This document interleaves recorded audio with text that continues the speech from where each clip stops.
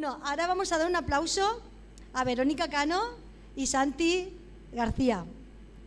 Os toca subir al escenario.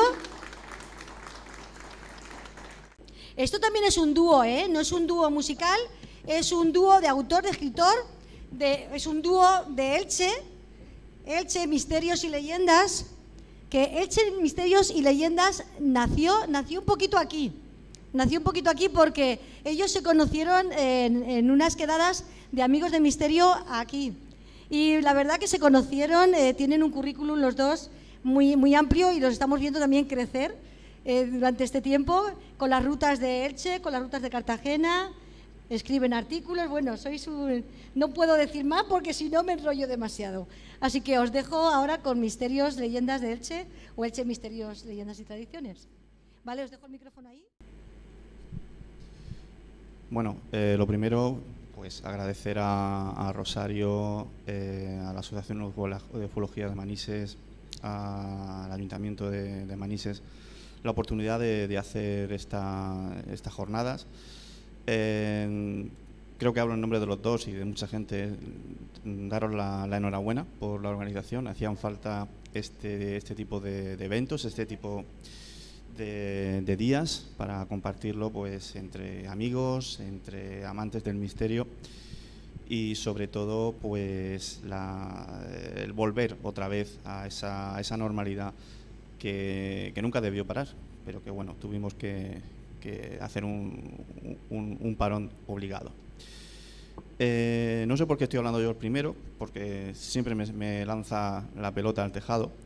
Pero bueno, comentaros que Elche, Misterio, Leyenda y Tradición nace, como ha comentado Rosario, efectivamente, en esta misma casa, en la Casa de Cultura de Manises, el 4 de mayo del año 2019, que es el día en el que se desarrollaron las segundas jornadas, las segundas quedadas de Amigos del donde varios grupos de investigación, Vestigio, una asociación Ufología de Manises, Ciencia de Misterios, si no recuerdo mal, al otro lado 0.5, pues organizaron esa posibilidad de vernos. Ese día nos conocemos Verónica y un servidor, y poquito a poco pues los hados del destino hicieron que nuestros caminos se alinearan y que nos dedicáramos en parte a hacer algo muy parecido. Ella desde una perspectiva diferente a la mía. Ella es criminóloga, yo soy arqueólogo y bueno, pues de esas combinaciones, de esa tanta información que tuvimos que atesorar para poder sacar adelante unas rutas relacionadas con el misterio y los enigmas en la ciudad ilicitana, nace la posibilidad de escribir este libro. Pero eso os dejo ya que lo cuente ella. Muy buenos días, chicos, chicas. Muchísimas gracias por estar aquí, por acompañarnos y por hacernos ver que el 2020 parece que no ha existido y ojalá hubiese sido así. Ha sido verdaderamente complicado. Ha sido horrible saber que no hemos podido compartir espacios como estábamos acostumbrados a hacer, pero sé perfectamente que el momento ha llegado y ha llegado en momento bueno. Es decir, aquí estamos y estamos para compartir, para disfrutar y para sentir que no ha pasado el tiempo. Por fin puedo veros las caras, algunas conocidas, otras no. Y de verdad, muchísimas gracias por estar aquí, porque como decía Santi, el proyecto nace aquí, ¿no?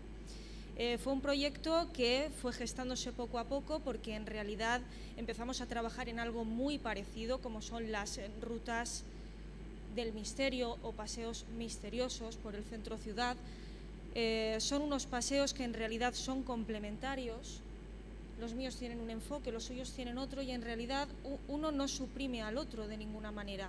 Entonces, ¿por qué no combinar todo lo que hemos conocido, todo aquello en lo que hemos trabajado durante tantos años en este resultado que tenéis aquí, que podéis ver, con una fotografía que además está tomada desde la Torre Calahorra, uno de los espacios más emblemáticos de la ciudad, y mirando hacia lo que sería la Basílica de Santa María, que es también la imagen que veis. Ya os digo, fue algo que fue gestándose poco a poco hasta que una noche cualquiera terminamos los dos de trabajar, más o menos misma hora, fin de semana, Y ahí es donde surge esa posibilidad, ese aspecto de ¿y por qué no combinar todo lo que sabemos en unas páginas? Claro, yo tengo dudas, es cierto que las dudas siempre me persiguieron y un poco le debo a él ese empujón, por decirlo de alguna manera, esa patadita hacia la piscina, porque yo probablemente no me hubiese decidido nunca. Yo tengo otro enfoque, soy muy criminóloga, me habéis conocido por estos espacios trayendo algo súper diferente a lo que hoy os traigo. Son cosas súper distintas, nada tienen que ver, pero aquí estamos y estamos para que conozcáis un poquito este producto tan distinto. El libro se divide en 3 bloques, en 3 grandes bloques totalmente diferenciados. También, como su propio nombre indica en el título, uno dedicado al misterio, otro dedicado a la leyenda y otro dedicado a la tradición. Entre todas las páginas de este libro, vamos a conocer expedientes relacionados con la Ouija, vamos a reconocer leyendas propias de la ciudad ilicitana, en donde la tradición oral ha ido modificando algunos datos, incluso importantes datos sobre ellas. Vamos a conocer espectros legendarios de la época reciente, como pueden ser los fantasmas de la biblioteca de Elche. Y, en definitiva, vamos a poder conocer de una manera rápida, puesto que se lee también muy rápidamente, de una forma rápida, pero muy exhaustiva y con un nivel de detalle también muy importante, todo el abanico en donde las leyendas y los misterios de esta ciudad tan importante, tan legendaria, toman luz y toman cuerpo y forma. De hecho, si nos vamos moviendo un poquito por lo que es la presentación, os daréis cuenta de un aspecto muy curioso. Vuelve atrás una y verás. Daos cuenta de esa portada, Cartagena Sobrenatural. En realidad este libro tiene una importancia, ¿no? Porque quizá fue un poco el nacimiento del todo, ¿verdad? Si lo vemos así desde el punto de vista, uno de los momentos que compartimos fue que esa ilustración que veis en esa portada la hice yo durante un fin de semana, ¿no? Cualquiera. Y ahí fue donde empezamos a gestar un poco las letras. De hecho, si sigues un poquito avanzando en la presentación,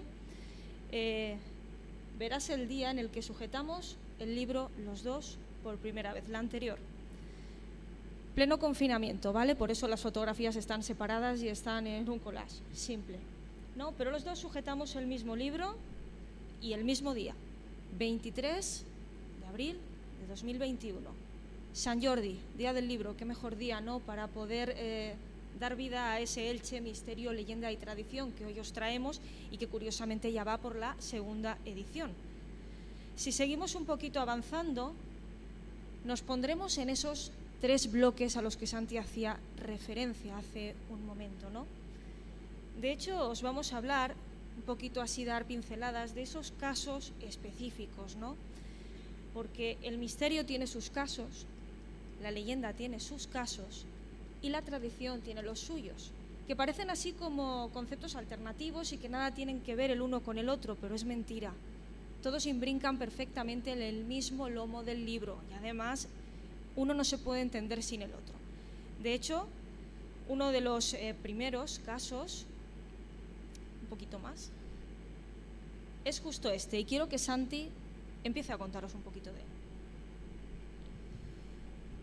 Estamos en uno de los casos más emblemáticos, los espectros o el espectro en sí, en la Biblioteca Municipal de Elche. Un lugar en donde de todos es conocido, muchísimas personas pasan horas y horas ahí preparándose oposiciones, preparándose clases, preparándose exámenes.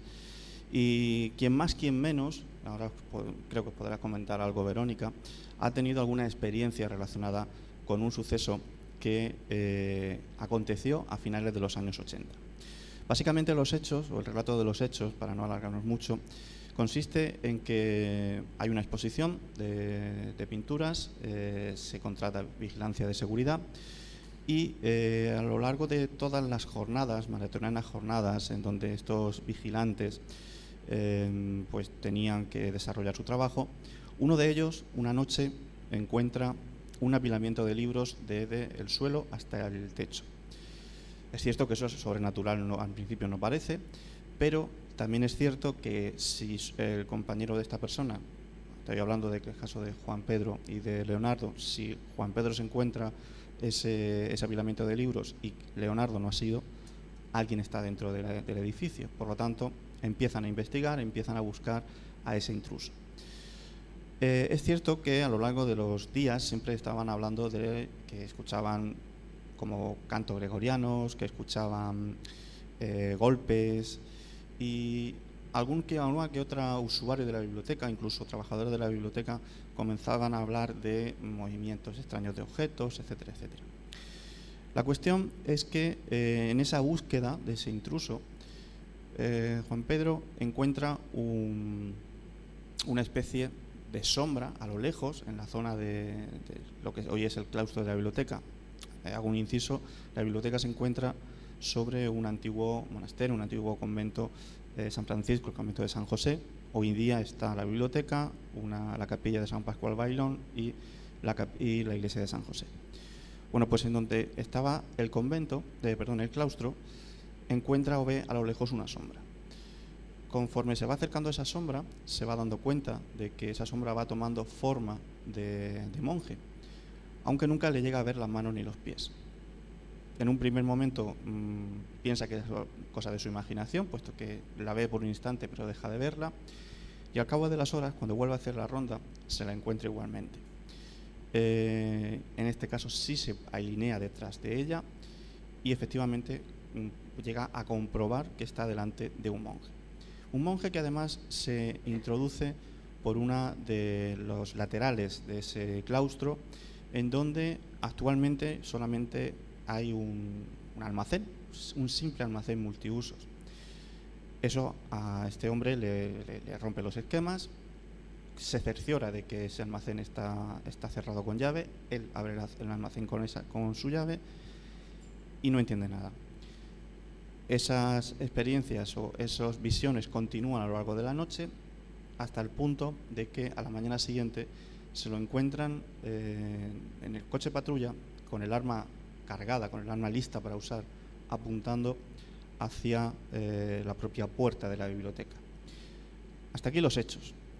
Este acontecimiento o este caso es estudiado por Gabriel Carrión para Telecinco, para el programa Misterios sin resolver, que sacan un reportaje en el año 93. A raíz de ese reportaje, los sucesos, digamos que son silenciados, y hasta prácticamente el año 2016, Gabriel Carrión no expone exhaustivamente toda la investigación. Resumiéndola básicamente, se llega a entrevistar con bastantes testigos, entre ellos el propio vigilante, que da la casualidad de que es o cuñado o primo suyo, son familiares más o menos directos. Se entrevista con el antiguo archivero, que hoy ya ha fallecido, donde fuera de micro le comenta o le verifica que algunos trabajadores sí que hablan de esos movimientos de objetos, de cubos de agua que son tumbados, en principio por nadie, y también con Vicente Albarac, con el nieto de Vicente Albarac, un escultor que había hecho la figura de San Pascual Bailón. Este San Pascual Bailón pasó de la capilla a ese almacén multiusos. Bueno, pues en palabras del nieto, parece que es una especie que quien estaba ocasionando todos estos casos de poltergeist a su propio abuelo, en casi actitud de venganza. Para no entretenerme mucho más, Gabriel continúa investigando, habla con el responsable de patrimonio, habla con el propio párroco de la iglesia de San José y con testigos de vecinos del entorno. Es muy curioso además porque estamos hablando de una persona, Gabriel, que en ese momento no era especialista en misterio. De hecho, era simplemente, entre comillas, por supuesto, era periodista de investigación de sucesos. Lo curioso es que a raíz de ese estudio, de ese análisis, de esa investigación, pues cada vez más se interesa por los casos de misterio y recordemos que llegó a ser tesorero de la Sociedad Española de Parapsicología. Bueno, y como siguiendo un poquito por este caso en cuestión, en realidad no se ha constatado única y exclusivamente la experiencia que Santi nos cuenta, sino que existen muchas otras que van emergiendo conforme la gente va escuchando hablar de la experiencia. Es decir, se va generando un poco ese boca a boca y esa pérdida del miedo que la gente tiene a hablar de ciertas cuestiones por ese miedo a ser tomado como un simple loco sin más. Entonces la gente va adquiriendo esa confianza en sí misma y van surgiendo esas conversaciones. Y curiosamente coincidí con una chica en su día, de esto que estás hablando de la experiencia. Ella salta y dice: yo también he estudiado ahí en esa biblioteca y tengo una experiencia que contar, y justamente la narró. Porque bueno, en Elche es algo muy común que las salas de estudio las custodiemos entre los estudiantes. Hemos tenido llaves en alguna ocasión de la sala para entrar y salir en época de exámenes. Era algo común y esta chica, bueno, pues había llegado a custodiar esa sala en algún momento. Se supone que ella, una noche cualquiera, estaba totalmente sola allí. No había nadie con ella ni la estaban acompañando. Entonces, las alarmas saltaron, ¿vale? Todas las alarmas de ese, que son las mismas alarmas de cualquier otro centro social o cívico de la ciudad, saltaron sin haber nadie más allí dentro. Algo las hizo saltar. Y la policía se personó porque es automático y allí no había nadie. Absolutamente nadie. La chica se llevó un susto tremendo y es algo que recordará siempre y que curiosamente no se lo había contado a nadie porque pensaba que la iban a tomar como una loca y curiosamente ella también lo había vivido. Así que para que veáis que no es solo esa única experiencia de los años 80 o de los 90, sino que se siguen constatando testimonios, por ejemplo, de vecinos que afirman que los libros se caen solos y que hacen ruido por la noche. Cuanto menos es curioso, ¿no? Un edificio con tanta historia, estoy segura de que algunas energías han podido quedarse por ahí y quién sabe si nos estén jugando alguna broma pesada. Y bueno, si queréis seguimos con otro de los casos, ¿vale? ¿Cómo sería el del Palacio de Altamira? Otro edificio emblemático y situado en centro ciudad. Concretamente forma parte en la actualidad de lo que sería el Museo Arqueológico y en su día, y todavía continúa formando parte del conjunto del Museo Alejandro Ramos Folqués. Es un edificio que ha tenido un montón de usos a lo largo de su historia, muchísimos, inimaginables algunos, como por ejemplo que ha sido una fábrica textil y que ha vivido durante décadas pegadito al barrio de las Casas de la Asunción, y lo sé porque un familiar mío vivía justo allí. Era un barrio en muy malas condiciones, para que os hagáis una idea. Así que quiero que os imaginéis cómo se encontraba el palacio a su vez. ¿Por qué? Porque hasta hace poco más de 50 años fue una cárcel, ¿vale? Un campo prisión, para que nos entendamos, para represaliados de la guerra civil.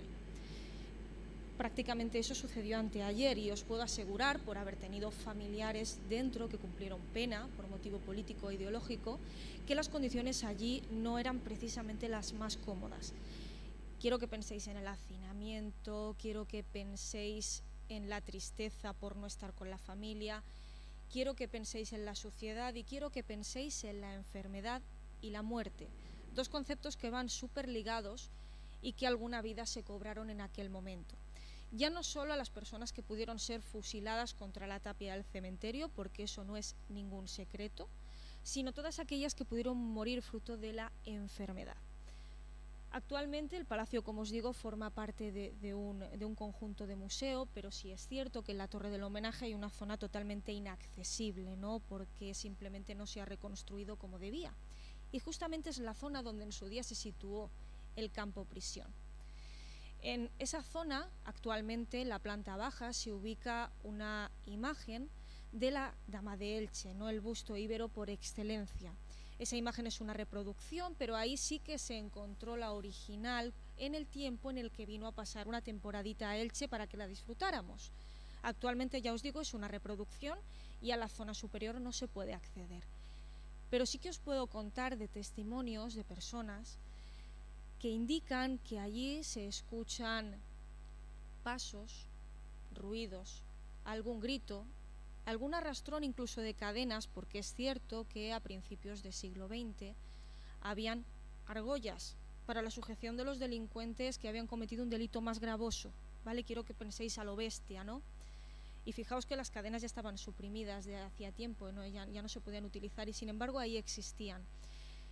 ¿Quién sabe si estamos hablando de nuevo de otra energía que se pueda haber quedado colapsada en la torre del homenaje, ¿no? Porque ya os digo, es un edificio con también mucha historia y que nos ha acompañado desde mucho tiempo antes que el convento franciscano al que hacíamos referencia hace un momento. Como os comentaba, golpes, ruidos, pasos, gritos y cadenas. Un poquito de todo, tenemos un variado, ¿verdad, Santi?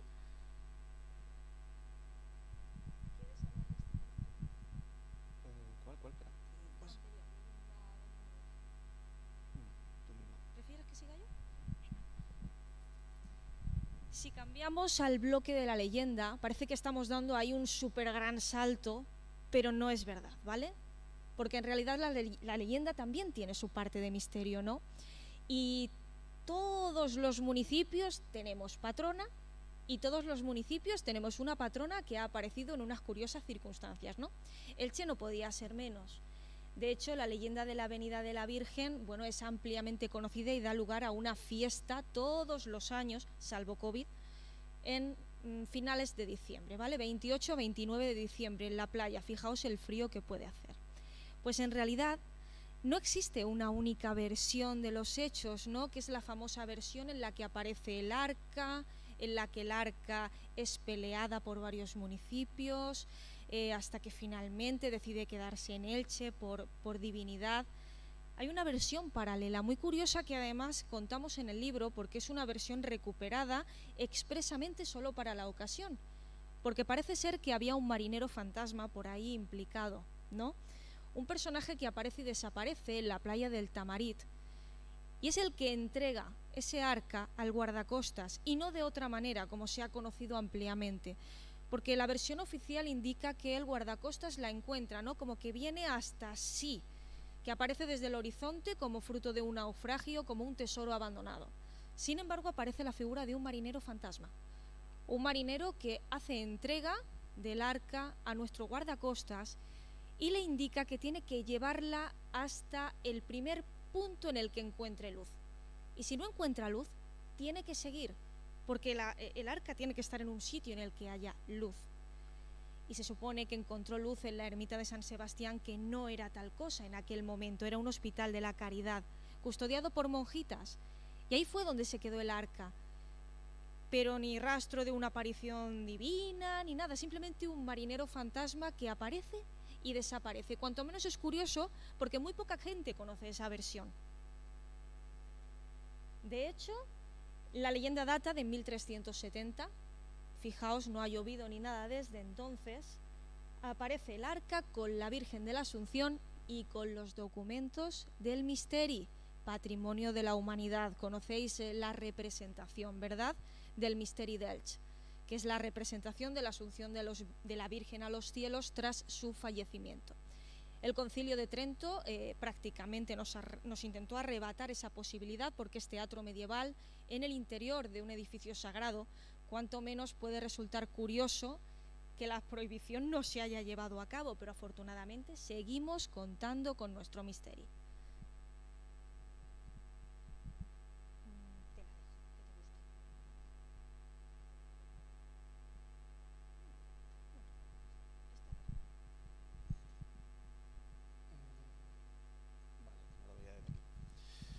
Bien, esta es otra de las leyendas relacionadas con la ciudad de Elche.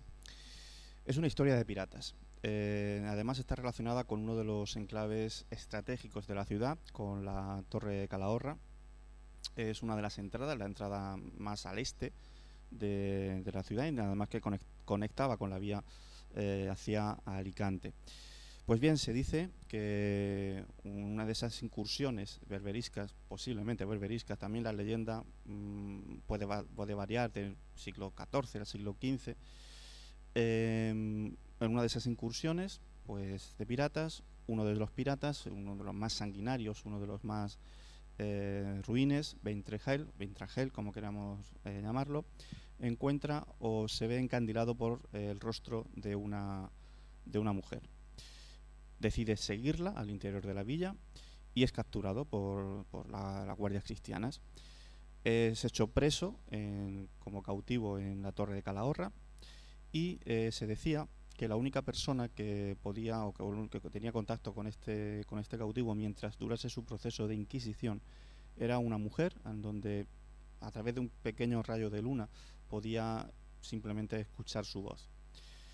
La leyenda tiene muchísimas versiones, no sé si Verónica podrá contaros ahora alguna otra con datos diferentes. La que llega a mis manos habla de que en el momento que se le está haciendo el auto de fe a Ventregel, que es la última parte del proceso de Inquisición, le hacen la comunión, y en el momento que está a punto de tomar la comunión ve una imagen de la Virgen de la Asunción, relacionando la cara de la Virgen con la faz de esa mujer que fue por la que fue encandilado y fue la causa de que él entrase directamente al interior de la villa ilicitana. La leyenda habla de que se transforma, digamos que tiene una revelación de fe y relaciona el cristianismo como la verdadera religión. Deja la religión musulmana y se transforma al cristianismo, formando incluso parte de los monjes mercedarios, quienes eran los encargados de rescatar a los cristianos de esas hordas berberiscas. Pero, insisto, hay otros datos que modifican o que nos dan a pensar que la leyenda ha sido modificada a lo largo de los siglos. De hecho, esta leyenda, para que tenga sentido, un sentido real y tangible, es necesario que la tengamos en cuenta justo después de la venida de la Virgen que os acabo de contar. Porque si no tenemos Virgen de la Asunción, ¿de qué manera puede existir esa revelación divina, ¿no? Hay un fallo ahí de años que, digamos, me comprometo a reparar, entre comillas, porque si por un lado tenemos la venida de la Virgen en el siglo XIV, evidentemente esta tiene que tener lugar en el siglo XV. Ni antes ni después, porque ya tenemos imagen de la patrona, ya tenemos esa imagen que es la que actúa, digamos, de una forma un tanto adoctrinadora, porque yo pienso que esta leyenda está diseñada expresamente para eso, ¿no? Para lograr la conversión del Islam al cristianismo en un momento de la historia genial para llegar hasta esos puntos. En realidad, como os dice él, hay muchas variantes de esa historia, pero la oficial aparece en la década de los 60 del pasado siglo en una revista de Castillos. Daos cuenta que a priori carece de ningún sentido que tengamos en cuenta una leyenda de este tipo en un espacio como ese, pero justo ahí aparece y nos da a entender que lo que en realidad ocurre es que cuando se estaban retirando las tropas en el momento del asedio a la ciudad, es cuando nuestro protagonista se encuentra de bruces con la imagen de una mujer que le conduce a su cautiverio, ¿no? Es como qué mala suerte he tenido que por una mujer me veo como me veo aquí, condenado a pena de muerte, hasta que finalmente va cambiando su religión y su creencia. Daos cuenta en el detalle, ¿no? Se supone que al final de la historia, la versión oficial, es que no sobrevive, es que fallece en el momento en el que cuando toma la comunión se da cuenta de que en la hornacina principal está la imagen de esa mujer que él encontró en un huerto de palmeras, ¿no? Y es cuando se da cuenta en realidad que aquella mujer que le había conducido al cautiverio, lo que le había hecho era salvar el alma, que era como además, en aquel momento lo dicen, ¿no? La mujer que le conduce a la mala suerte lo que ha hecho es salvarle el alma. Sí, es un caso muy significativo. Pensar que la propia Inquisición lo que quería era salvar las almas, ¿vale? No tanto el cuerpo. El cuerpo era algo que estaba sobrevalorado. Y bueno, como hemos podido comprobar, pues eso, hay diferentes versiones de una misma historia. En base en la misma, estamos hablando de eso, de un cautiverio atraído por una mujer y una conversión. No sé si hemos pasado.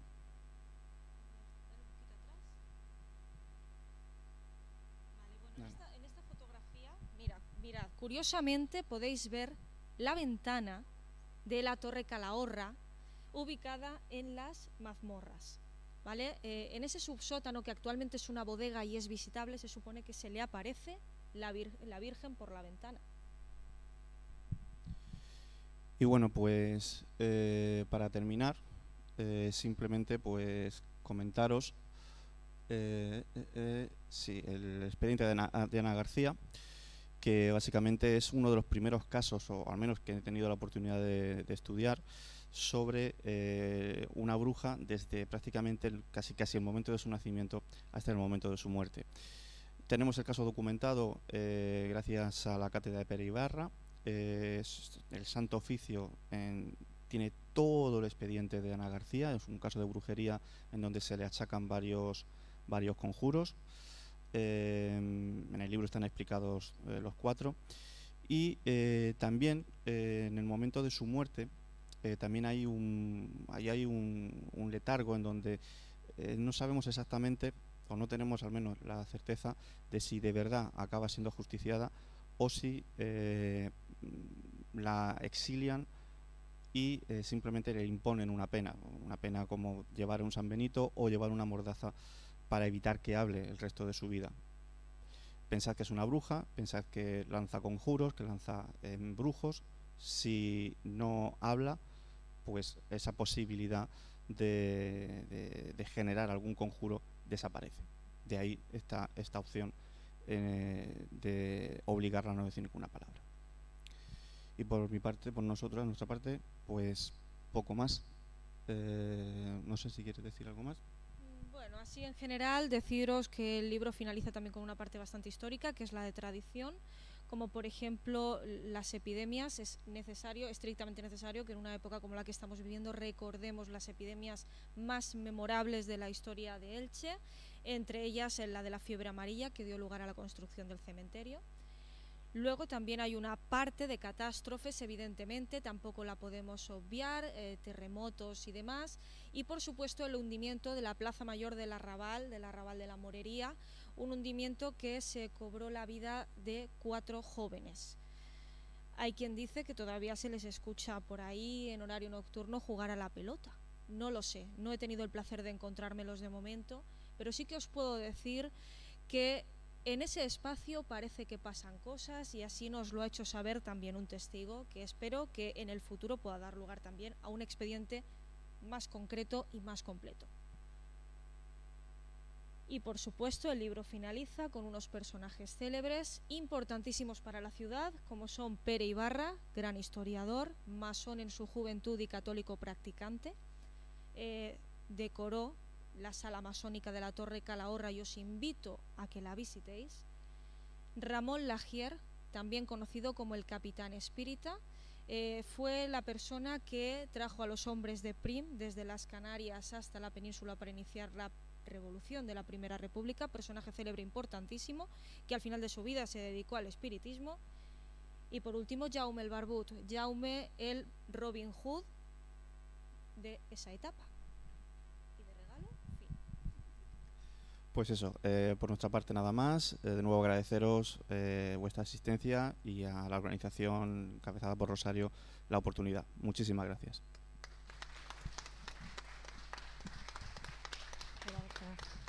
Bueno, muchísimas gracias a vosotros por venir, por estar y por compartir. Tenemos aquí al director que estuvo con nosotros en las segundas quedadas de Amigos del Misterio, que es también un padrino como yo de ese libro, ¿verdad? Chus. Bueno, pues él es director de Vestigium, de la Asociación Vestigium, que estuvo participando en esa ocasión que lo organizamos en conjunto. Bueno, si queréis hacer alguna pregunta, 2 preguntas como máximo, porque vamos mal de tiempo. ¿Alguien para preguntar? Y si no, pues esta tarde tenemos rueda de preguntas que las podéis apuntar y luego decírsela. ¿Alguna pregunta? No, qué tímidos. Yo pensaba que la que tenía miedo escénico era yo, pero bueno. Vale, pues lo dejamos aquí. Muchísimas gracias. Bueno, tenemos detalles para ti. Tenemos detalles para vosotros.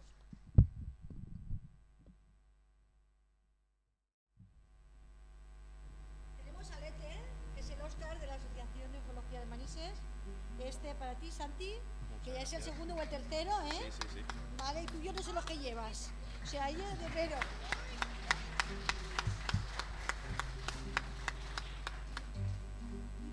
Pero además, como ya es aquí la veterana, se ha ganado un mini yo.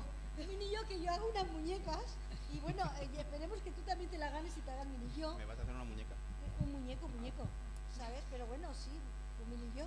Oye, La verdad que sois exclusivos, ¿eh? Y el cariño que se les pone. O sea, tenéis que venir a menudo aquí a hacer ponencias porque ya sabéis que tenéis que ganaros el menudillo. ¿Sabéis?